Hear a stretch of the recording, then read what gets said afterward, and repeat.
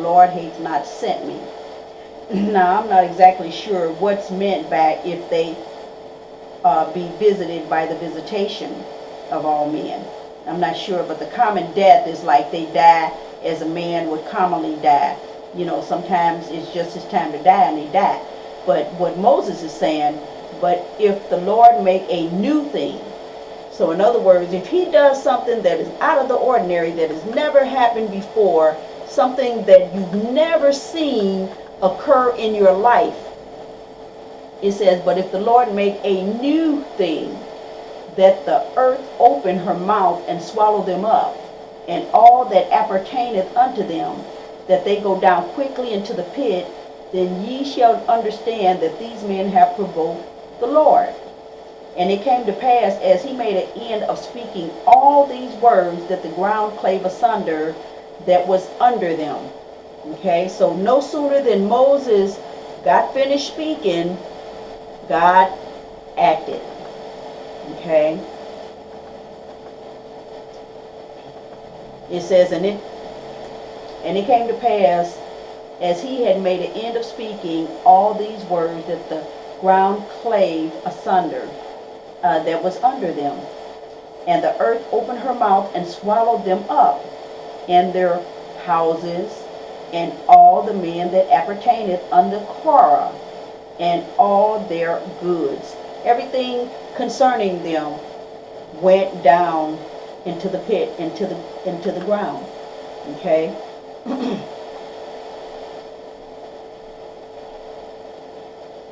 Let's see. And their goods. Okay, they and all that appertaineth to them went down alive into the pit, and the earth closed upon them, and they perished from among the congregation. So this is what happens when you just have to keep messing with God. They saw that God was with Moses. Why in the world would you challenge somebody and you know that God is with them? But I guess he might have figured, because he was an Israelite, because Korah was an Israelite. He even made mention, have you even thought about how God chose us among the rest? But I guess he just wanted to take over, and you do have people like that they just have to think that they can control something, or they want to take over. If you have a king on his throne, he has to always be on board, because there's always somebody rising up to try to dethrone him, trying to take his place. And as a matter of fact, there's a wicked woman. Oh my goodness. You talking about evil. I'm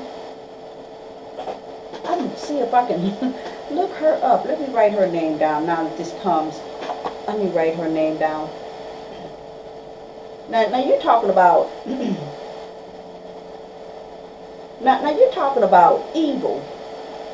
I'm gonna mark her name, because if I don't get to that today, I definitely want to get to it, to read to you how evil people can be. You're talking about dethroning a person. Oh my goodness. You're talking about a soap opera. If you really want to read, I mean, the Bible is a good soap opera. I mean, you can always find some drama going on in the Bible, and it's real life.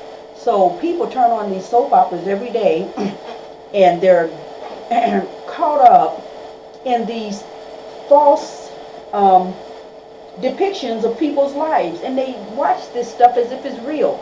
It's entertainment, and it's supposed to be filled with drama. That's what keeps you coming back. And they always end that like when the next series comes, they always end with the what happened next. They always want to put something there to make you come back. It's almost like people who go on somebody told me once, they said they have good food on the boats. They're talking about the gambling boats. They got really good food on the gambling boats. Well, that's a lure. I mean, they have to have something to bait you in. They have to have something that will bait you close enough where they can entrap you. Okay, think about when a fisher goes to fish. I mean, he has to throw a lure out that looks so realistic, like it's actually a worm or some type of smaller fish. And the big fish sees it and he grabs it and he himself is caught. So when you have a lure thrown out, like gambling boats have restaurants that serve good food, that's to get you close enough, and they'll even give you free tokens. Well, so I've heard. They'll even give you free tokens just to get you started. It's just like a person who's a drug dealer. He'll give you free drugs for a while just to get you hooked. Then once you get hooked, his psychology is, well, I've been giving you free drugs. I can't keep giving you free drugs. I mean, you're going to need to start paying for it. Well, now he's got you hooked. You see, it's the game out there that's being played. So be careful about the lures that are out there. Remember when we talked about an honest man, how you cannot con an honest man? Why? Because he's not going to do anything that's dishonest. Number one, when he look at that boat, he's going to be like, I'm not stepping on that boat. It's just like an honest, a just man going into a bar. A just man would not go into a bar. Why? Because they sell alcohol there. Why would he go into a bar if he does not drink? I mean, common sense. If you don't gamble, why would you go anywhere near a boat? If you don't do drugs and you don't want to start doing drugs, why would you accept freebies? It's nothing but lures. So please understand that the con game that people are playing out there, or just that, cons, is to set you up. So when and Bible lets you know, do not accept gifts. When somebody's trying to give you something for free, why would you possibly think that there's not something attached? That there's not something behind that gift to put you in a position where they can really get you where they want you? Why would you not think that something was up? If somebody comes to you and say, I got something for you, I'm going to keep on walking. No, you don't even know my name. So no, you have nothing for me. Now, if I see people on the street that looks like they need help, I will give and help them. If they're hungry, I'll go and say, well, here, I'll go buy you a sandwich and bring them something that they need. Some of them are out there. I remember once I stopped by and a young guy was there on a corner. He was looking kind of sad and, kind of, grungy. And so as I rolled down my window to try to give him a little something, he had the nerve to put a cigarette in his mouth. And you know what I said to him? If you can afford a cigarette habit, I can afford to keep my money in my pocket. In other words, I'm not trying to support your habit. If you have a habit that you can't support, you don't need it. As a matter of fact, you don't need a habit at all. But if you have a habit and you can't support it, that's a habit you need to get rid of. So if a person can afford to put a cigarette to his mouth, you can afford to keep your money in your pocket, or you'll be contributing to that bad habit. The same as with alcohol or anything else. If they have bad habits, you'll be doing them a favor by not contributing to further that bad habit. Okay? But I want to read you this story about this woman. I'm not going to do that now because I'm trying to finish up this. But you're talking about a soap opera. This woman is probably the most treacherous person I've ever read about in the Bible. My goodness. But I'll try to get to her later. But anyways, let's stick with this before I get off track, and I can do that easily. So I'm going to try and stay focused. And the people spake against Moses. And the people spake against God and against Moses. Now, when you speaking against flesh, that's already bad. But when you're speaking against God, you are really treading on quicksand. Okay? Wherefore have you brought us up out of Egypt to die in the wilderness? For there is no bread, neither is there any water, and our souls loatheth this light bread. They got used to it, and now they hate it. And the Lord sent fiery serpents among the people, and they bit the people, and much of the people of Israel died. It didn't say a few, it says much people of Israel died. A lot of people died as a result of being bitten by serpents. So they pleaded to Moses for God to take away the serpents, and Moses and God told him to make a image of a serpent, and so he made a brass image of a serpent and stated that whenever anyone would be bitten by bitten by a serpent, if they looked up on that image, that they would live. And so he didn't remove the serpent, but he made it where the people would not have died. Now, we read this before, and when the people complained, it displeased the Lord, which we know. And the Lord heard it, and his anger was kindled, and the fire of the Lord burnt among them and consumed them that were in the uttermost parts of the camp. Okay, so they died as a result of the murmuring and complaining. They were destroying themselves, basically. I mean, just their mouths, running their mouths in just all kinds of ignorant ways. They were destroying themselves. Okay.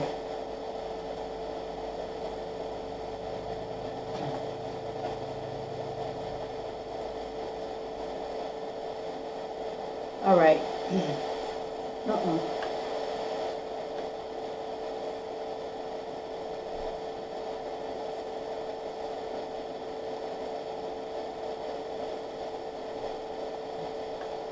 Okay. So this is, and I believe we read this before, where about the plague. Moses told Aaron, I don't even know what they did this time, but it says, and Aaron took as Moses commanded and ran into the midst of the congregation, and behold, the plague was begun among the people, and he put on censers and made an atonement for the people, and he stood between the dead and the living, and the plague was stayed. I don't even know what the Israelites did this time. They did so much. And it says, now they that died in the plague were 14,700, besides them that died in the manner of Korah, the ones who got swallowed up by the earth. And so let's see where else that they ended up dying. I mean, it was just so really sad that these people just were not getting it. I don't know if I read this before, but let me see.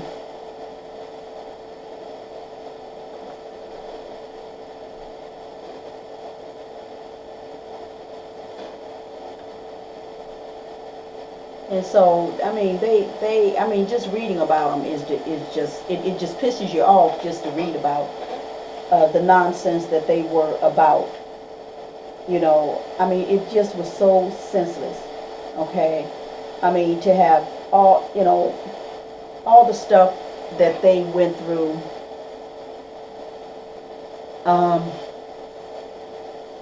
All they went through all the slavery in Egypt, and then they saw the works of God, and all this just constant nonsense is just nerve-wracking just to read it. It says, after the number of the days which he had searched the land, even 40 days, and each day for a year, ye shall bear your iniquities. Even 40 years ye shall know my breach of promise. Okay, now God is letting them know he's fed up with them. You all are not coming into the promised land. It says, and I, the Lord, have said, I will surely do it unto thee. All this evil congregation that are gathered together against me in the wilderness, they shall be consumed, and they shall die. Okay, so now you're not getting in at all. Okay, you all want to continually keep this nonsense up. Okay, well, you know what? I got something for y'all. You're not coming in. Okay, and now that God tells them that they're not coming in, now all of a sudden, okay, this is what happened. He told them to search out the land. He sent one from each tribe. They all got together, 12 of them, and they selected one of each of the tribe, and they went into Canaan to search out the land, and it was a goodly land and all that. But they saw the Anakims. Okay, that's how I got to the giants. Okay, they saw the Anakims. And the Anakims got them discouraged. They said they were but grasshoppers in the Anakim's sight. And the only two, okay, it says that everybody, even those men that did bring up an evil report upon the land, died by the plague before the Lord. But Joshua, the son of Nun, and Caleb, the son of Jephunneh, which were of the men that were sent,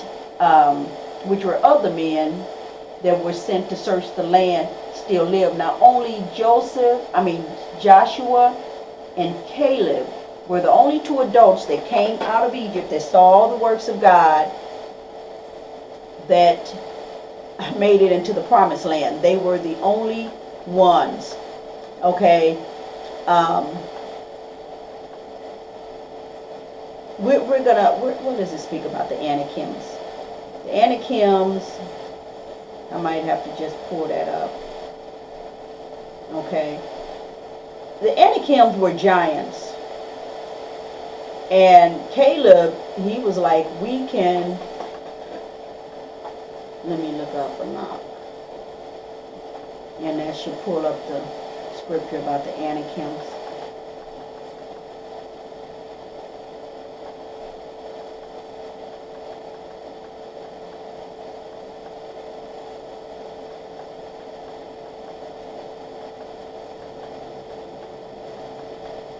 Who can stand before the people of Anak is what I'm looking for.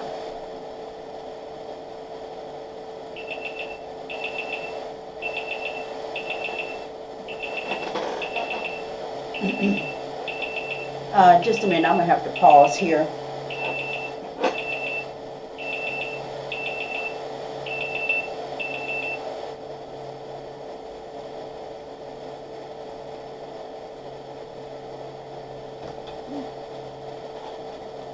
I'm sorry, I do have a little extra time. I'm kind of on a schedule. I got a couple more hours. Okay, let me try to...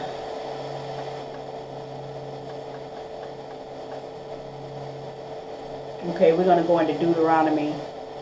That's what okay, this is, they got discouraged because of these giants here. And I mean, when you see a picture of these giants, you're going to understand why they probably looked at the mountain and became fearful. But see, they have to understand God brought them out of one of the biggest, the greatest power nations, Egypt. And all of what they saw done to Egypt. Now, when God sent Esau over, they went on and took over. They went and fought. See, because it's not them. It's God that's going over before them. That's what they're not understanding. They're thinking it's their might, but it's God's might. But it says, "Hear, O Israel, thou art to pass over Jordan this day to go in to possess the nations, greater and mightier than thyself, cities great and fenced up to heaven, and the people." Okay, and a people great. Okay.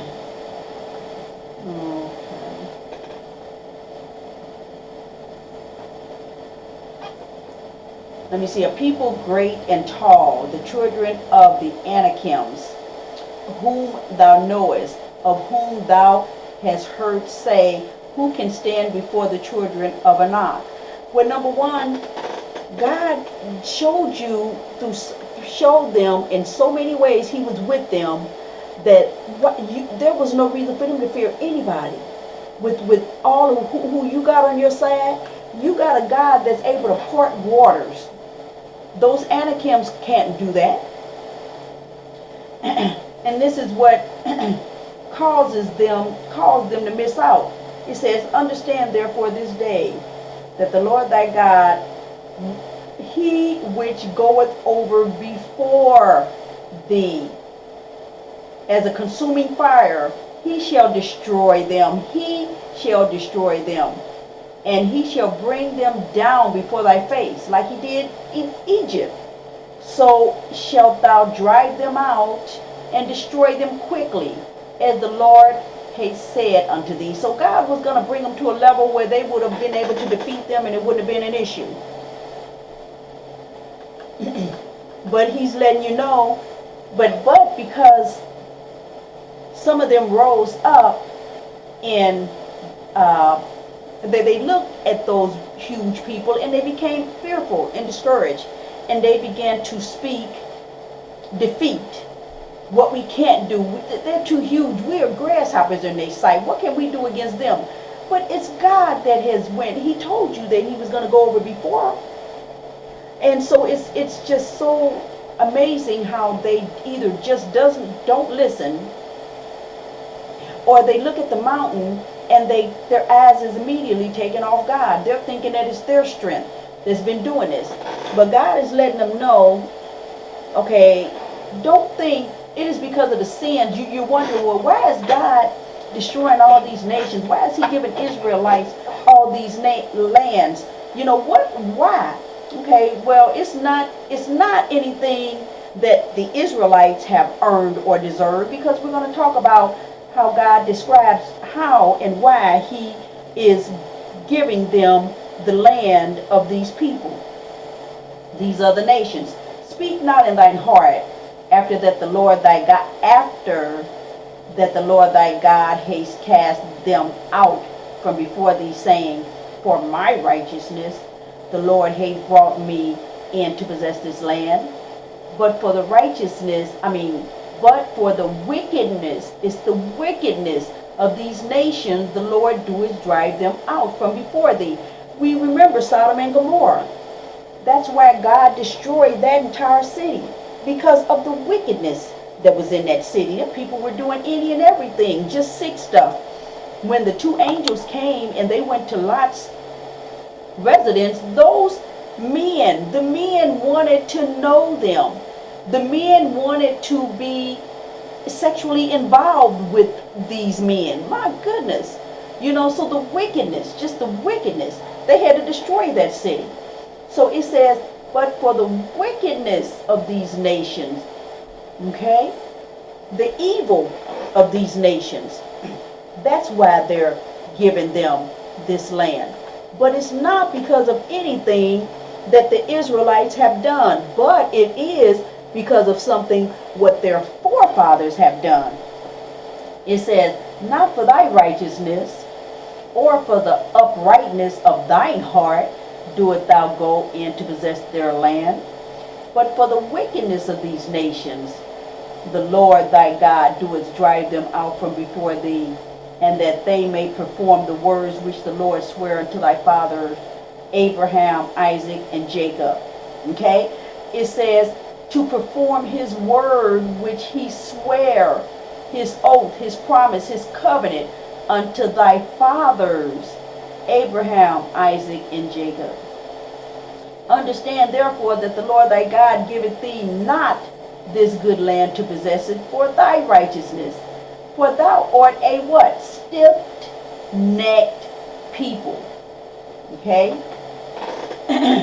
So don't think that it's nothing that we have done. It's nothing that we or our ancestors after Abraham deserved. It says, remember and forget not. Remember and forget not how thou provokest the Lord thy God to wrath in the wilderness, from the day that thou didst depart out of the land of Egypt, until ye have come into this place, ye have been rebellious against the Lord. So they're not even deserving of this land. But he's letting you know, remember and forget not. Don't forget how thou provokest the Lord thy God to wrath in the wilderness. This is talking about the grown-ups. Not the ones that are actually, they're children that are actually going to make it over into this land. But these are the grown-ups that came out of Egypt, who just continually provoked the Lord. with one whining and complaining and murmuring and, situation after another. It says, from the day that thou didst depart out of the land of Egypt, from the time you left Egypt until the time you came into this place, ye have been rebellious against the Lord. Okay? So it's not for any righteousness of the Hebrew, because they weren't righteous. They were a pain in the behind. Okay? So now we're going to go into, it was something else I wanted to go into, but I need to really try to stick to this subject, because I get too off track. And it's so much information that when you got so much information that's just bottled up in you, it's really hard to stay focused. I mean, you could get so off track so easily, and I'm trying to really, really stick with my notes, because if it weren't for these notes, I would have been all over the place. I mean, as I go along, I would have been, all kind of things would have been coming to mind, and I would have been ready to jump everywhere, all over the place. And so I don't want to do that, because I'll never be able to wrap up what I'm trying to wrap up, and I found myself doing that in the earlier videos. I was jumping all over the place because there was so much just bottled up in me at once that I was getting Abraham mixed up with Moses, and Moses Abraham getting Abraham and Jacob, and all kind of names all mixed up and twisted up, because I was telling about one thing and then I jumped into another thing, and it was just so much coming out at once. So I got to stick with my notes so that I don't jump all over the place. And it's so easy to do when you got so much in you that you're trying to get out at once, and it takes time to get this out for it to make sense. Okay, it says, how long shall I bear with this evil congregation which murmur against me, and have heard the murmurings of the children of Israel which they murmur against me? Say unto them, as truly as I live, saith the Lord, ye have spoken in mine ear, so will I do to you. So the very thing you spoke, I'm going to give it to you. You want to say some things, then the very thing that come out of your mouth, I'm going to speak. You're talking about I brought you out here to kill you and that your children should become a prey. Okay, I'm going to give you that. It says, your carcass shall fall in the wilderness, and all that were numbered of you according to your whole number, from 20 years old and upwards, with which have murmured against me. Doubtless ye shall not come into the land concerning which I swear to make you dwell therein, save Caleb the son of Jephunneh and Joshua the son of Nun. So it's telling you here, from the age of 20 years old and upwards, you're not making it over. You're going to wander in the wilderness 40 years until you die off. And the only one that's going to make it in, that he's going to sustain and keep alive, is Caleb and Joshua. And we know that J's did not exist in Hebrew, so his name truly would not have been Joshua. Okay? Okay, so anyways, let me stick with the notes. Now we're going to go to where Miriam passed.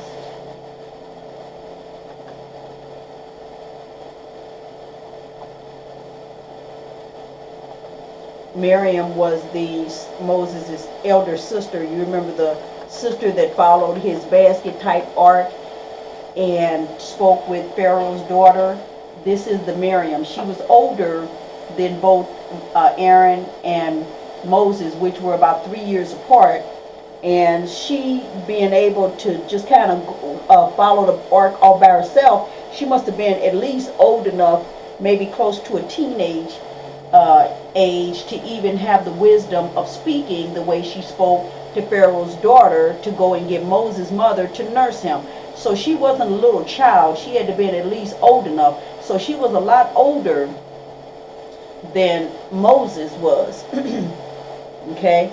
But it tells you here, it says, then came the children of Israel, even the whole congregation, into the desert of Zin in the first month, and the people abode in Kadesh, and Miriam died there and was buried there.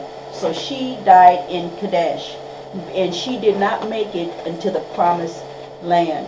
Okay, because as you can see, the next verse tells you, and there was no water for the congregation, and they gathered themselves together against Moses and against Aaron. So there they go again. Okay, wanting to, and I don't know why they just can't get together and talk to the Lord. Just pray to the Lord. It says, and the people chode with Moses and spake, saying, would God that we had died when our brethren died before the Lord. When you know, the ones that got swallowed up. Now all of a sudden, now they ran as soon as they were swallowing them up. And now all of a sudden they're saying that they wish that they had died with them. So people are something else. But at the time it was happening, they were running. Okay. Now we're going to go down to 28, and we'll find out when. And this is Aaron, and it's sad because Aaron and Moses did not make it into the promised land with all that they did, and the congregation was just pushed them to a point where they were so mad at them that they Moses ended up disobeying God. But see, Moses was the one that actually struck the rock, but Aaron is held accountable as well. Okay, and so neither of them are going to make it in to the promised land. It says, and the Lord spake unto Moses and Aaron in the mount in Mount Hor, by the coast of the land of Edom, saying, Aaron shall be gathered unto his people, for he shall not enter into the land which I have given unto the children of Israel. Notice he said, I have given. That means he's already set this land up for them to have. Because ye rebelled against my word at the water of Meribah. Okay, at the water of Meribah. Okay, so then he has Aaron go up into the mount, Aaron and his son. Let me just read it since we're here. It says, take Aaron and Eleazar his son, and bring them up into the mount, up unto Mount Hor, and strip Aaron of his garment, and put them on Eleazar his son. And Aaron shall be gathered unto his people, and shall die there. Okay, and so Moses did as God had commanded. They went up on the mount, and Aaron died up on the mount, and the people mourned him. And since I'm here, I may as well read it. And Moses did as the Lord commanded, and they went up into the Mount of Hor in the sight of all the congregation. And Moses stripped Aaron of his garment and put them on Eleazar his son. And Moses died in the top of the mount. And Moses and Eleazar came down from the mount. And when all the congregation saw that Aaron was dead, they mourned for Aaron 30 days, even all the house of Israel. So that was Aaron, who did not make it over as well. So now we go into Moses when he dies.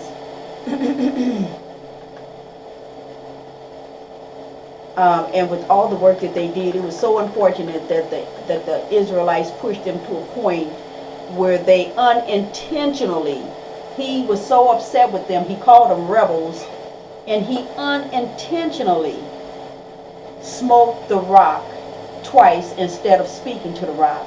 And as a result of that, being so upset with them, that he ended up not making it in as well. Okay.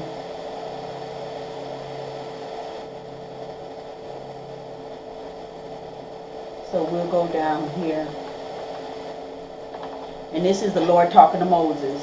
And he said unto him, this is the land which I swear unto Abraham, unto Isaac, and unto Jacob, saying, I will give it to thy seed, and I have caused thee to see it with thine eyes, but thou shalt not go over thither.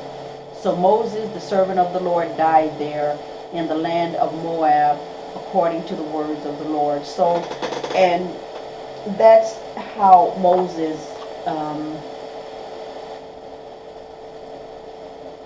he died, but nobody really knows where Moses was buried. Let's see. Okay. And he buried him in the valley in the land of Moab, over against Beth-peor. But no man knoweth of his sepulchre unto this day. And Moses was 120 years old when he died. His eyes were not dim, and his natural force, nor his natural force abated. That means Moses was at 120 years old. He didn't need glasses to see. It says his eyes were not dim. That means, well, they didn't have glasses back then, but his eyes were not dim. That means he still had all of his vision, nor his natural force abated. That means he was still in top-notch shape when he passed. And so, yeah, and the people and the children of Israel wept for Moses in the plain of Moab 30 days. So the days of weeping and mourning for Moses were ended. So, yeah, none of them made it over into the promised land. But with all that they went through, it was difficult. And this is, let me see. This is what caused Moses and Aaron. This is what happened when they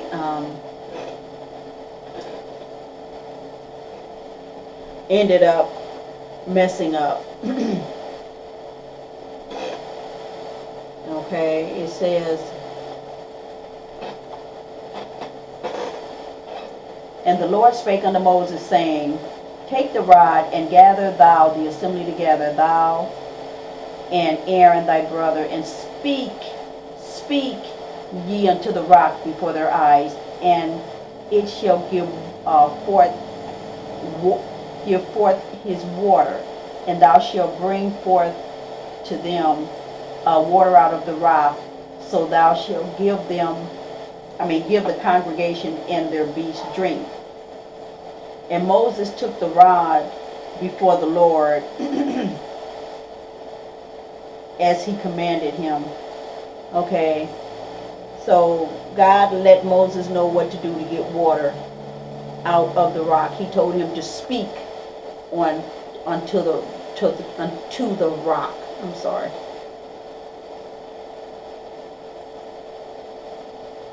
Okay. And Moses and Aaron gathered the congregation together before the rock, and he said unto them, hear now, ye rebels. He's mad at them. Hear now, ye rebels, much we fetch you water out of this rock. And Moses lifted up his hand, and with his rod he smote the rock twice.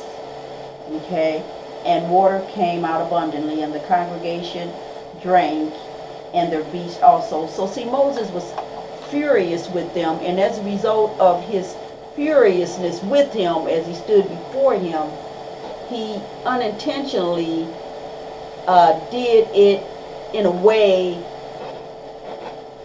that he was just upset with him. He didn't speak to the rock. He hit it. He was like, and he called them rebels, and much we fetch you water out of this rock, and then he hit it instead of doing what God said, and I was speaking to him. So God says, and the Lord spake unto Moses and Aaron, because ye believe me not to sanctify me in the eyes of the children of Israel, therefore ye shall not bring this congregation into the land which I have given them.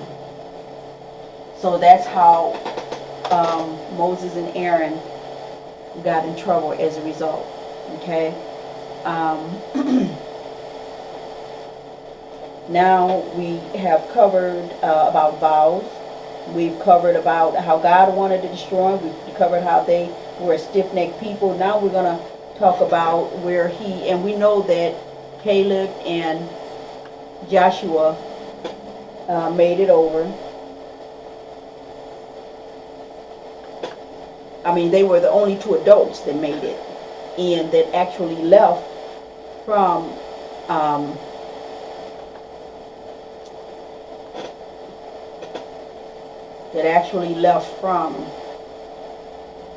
Egypt. They were the only two adults that made it in. It says, doubtless ye shall not come into the land concerning which I swear to make you dwell therein, save Caleb the son of Jephunneh and Joshua the son of Nun.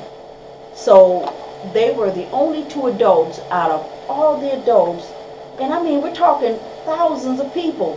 I mean, it was 600,000 Israelites, okay? Because he lets them know, it says, he's talking to them, your carcasses shall fall in the wilderness. This is the rebellious people. Your carcasses shall fall in the wilderness, and all that were numbered of you according to your whole number, from 20 years old and upwards, which murmured against me. So all of them died off in the wilderness as a result of their murmurings and complainings. So don't hinder your blessings like they did. Hindering, running your mouth, constantly complaining, never blessing the Lord, but always got something to complain about. But Joshua the son of Nun and Caleb the son of Jephunneh, which were of the men that went to search out the land, they still lived. Okay? So God preserved them. Okay? God preserved them just so that they could make it over. So we're going to read one more and then we'll be through.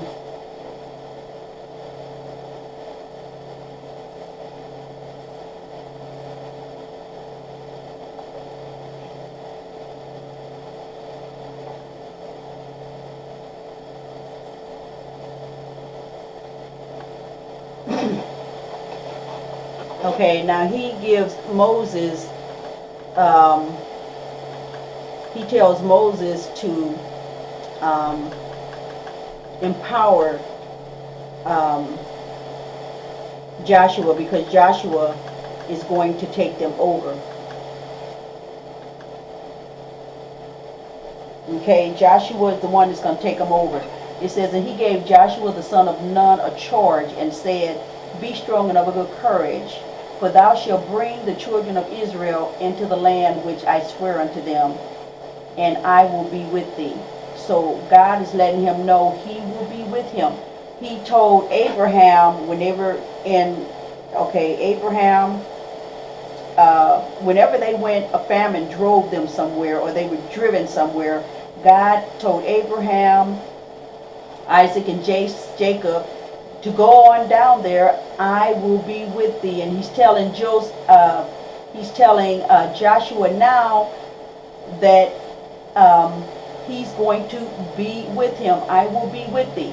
Okay, so he lets them know, I got this. Okay, I'm going to be there with you. So don't even worry about it. Okay.